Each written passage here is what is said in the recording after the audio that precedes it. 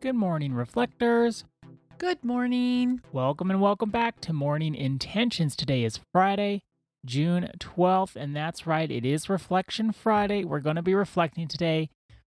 First off, Annette, you have an announcement, and then you're going to reread that poem that you read at the end of yesterday's episode. Well, the announcement is very exciting because we're starting to get some suggestions for next month. So thank you all for helping us decide what we're going to do in July, what would help meet your needs. We love hearing from you. We've received a number of them and we would love to see more because as the suggestions come in, we say to ourselves, this is a great idea. We may not get to yours in July, but you're giving us some good ideas for the rest of the year. So thank you so much. Yes, we both appreciate that. The suggestions so far have been amazing, and I love that we're going to be doing a lot of them for the rest of the year. Now to the poem. Remember yesterday I read it for our heads. Today I'm going to read it for our hearts. I Worried by Mary Oliver.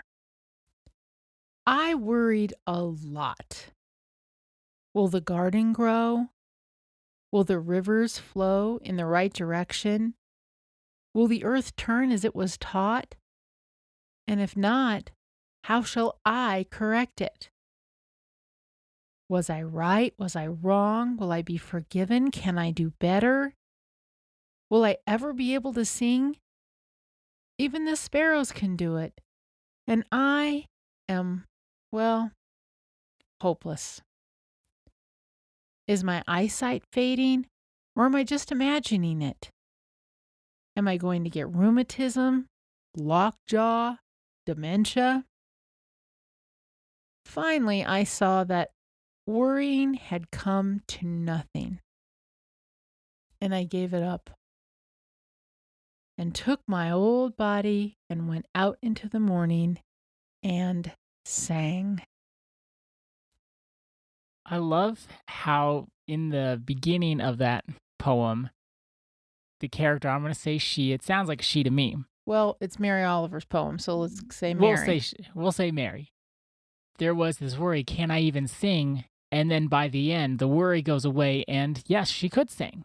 She could sing because worrying does keep us pretty not only stuck, but we swallow our words. Yeah, we get pretty locked down. We do.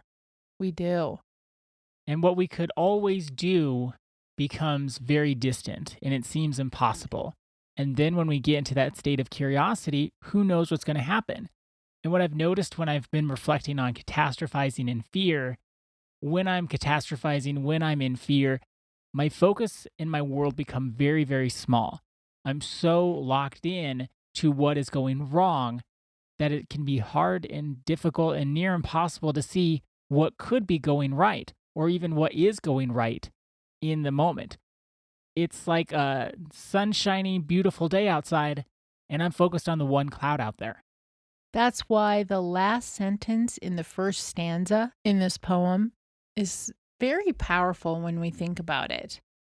I worried a lot. Will the garden grow? Will the rivers flow in the right direction? Will the earth turn as it was taught? And if not, how shall I correct it? Like she thinks that she's going to be able to control the river or the earth. That's all things outside of her control. That's what we do. We take responsibility for issues and people and other people's emotional capacity, and they're not our responsibility at all. That's where I think letting go of the worrying and allowing the curiosity to come in, we'll all be able to sing. I was so taken. I know this is kind of going from poetry to an NBA basketball game. Well, those Knicks sang. Those Knicks sang. So we're making this on Thursday morning. Always make the podcast the day before, typically. When I was watching the second half of the Knicks game, missed the first half when they just went behind by so much. Watching that second half of the game, They all had to have curiosity. What would it look like if we didn't worry about that we're whatever 14, 24 points behind? 29. 29. Biggest comeback in finals history. What would it look like if we won? That had to be part of their mindset that they could win. It was a lesson in resilience. It was a lesson in resilience. And curiosity does take resilience. It takes mental toughness. It takes sticking with the situation even though it looks bleak. I'll never forget, we did mention this before on our podcast years ago. The former Nuggets coach, Mike Malone, said if you lose the first quarter, you lose the game. I could never believe that. Well, that's why he's no longer a coach.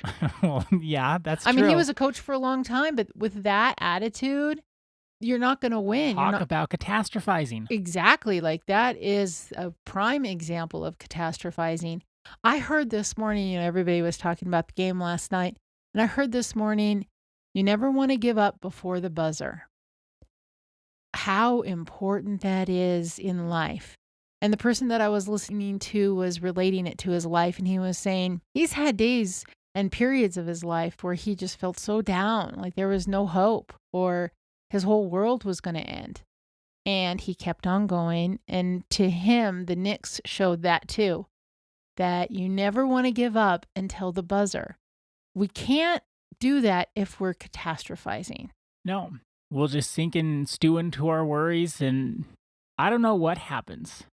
I've been the catastrophizer, I've been the worrier, but there has been that thing inside of me. I think it's your voice that says, keep on going. You've always had that attitude, and it's been inspirational because no matter what your life has looked like, you just put on your pants one leg at a time like everyone else.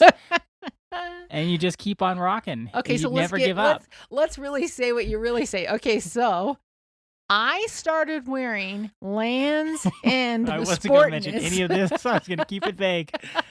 I started wearing Lands' End sport knits in 1994. And I know it was 1994 because I know where I was living when I bought my first pair.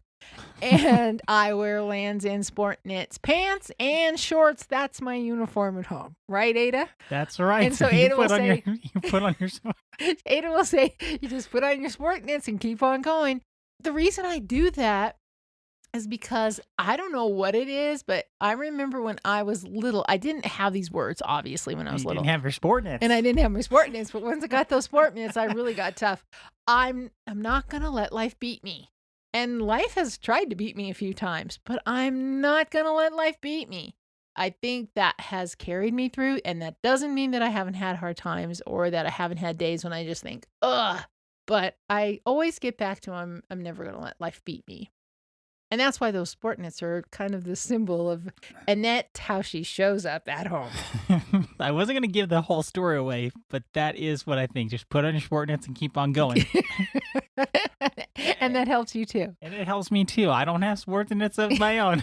Yet. Don't be saying yet. I actually got a color of sport knits that did not help me at all. And I said, well, Ada, maybe you would like to have these sport knits. And she says, no, thank you. I did take them. But you have never worn them. No, and then you said, no, thank you. They're in my closet, though. The thing, though, about that game and about life, and going back to what former Denver Nuggets coach said, Mike Malone, if you lose the first quarter, the whole game's over. Horrible attitude. I'm just going to say that right out there. Horrible attitude. As a head coach, too, as a head coach, you want to model mental toughness. You want to model resilience. You want to drill that into your team. But you have to be saying that over and over and over again in different ways. But that has to be your mindset. 100%. And it has to be your mindset of life. That even if the first quarter was awful, just like if you've had a rough childhood, or maybe you had a rough 20s and 30s, maybe at a rough 50s and 60s. If we just let one quarter or the first quarter of life dictate how the rest of life will go, we're going to be sunk. We're going to not be able to sing. We're going to be worried about the rivers and the birds and the earth turning. We're not going to be able to get out there and sing. It's very sad when we meet people, and not just in coaching, I'm just talking about in life in general, when we see people that have let the first quarter of life drive the car and become their whole life. Well, I think that takes that healing journey and it takes intentionality because it's easy to do that. It is easy because so much was modeled during those years. We heard a lot of things. We created stories about who other people were and who we are and created an identity for ourselves during those formative years. That's why I think so many of us do struggle in letting go of the early identities that we've created for ourselves and asking ourselves, is this even true? And that's where curiosity would come in. Is the story I'm telling myself about different people or even about myself, is it even true? But you get to decide what the rest of the story is. And that's what this month is all about. We get to have the curiosity. What if I told myself a different story? What if I truly learned, and it is a learned, to enjoy life? Since this is a month of curiosity and the art of enjoying life, today's and this weekend's intention is a curiosity question. What would my life look like if I learned to truly enjoy life? What would my life look like if I learned to truly enjoy life? Think big, dream big, and don't limit yourself. Thank you so much for joining us today and this week. Our day is better because you are part of our day. See you Monday. See you then. I'm wanting something more.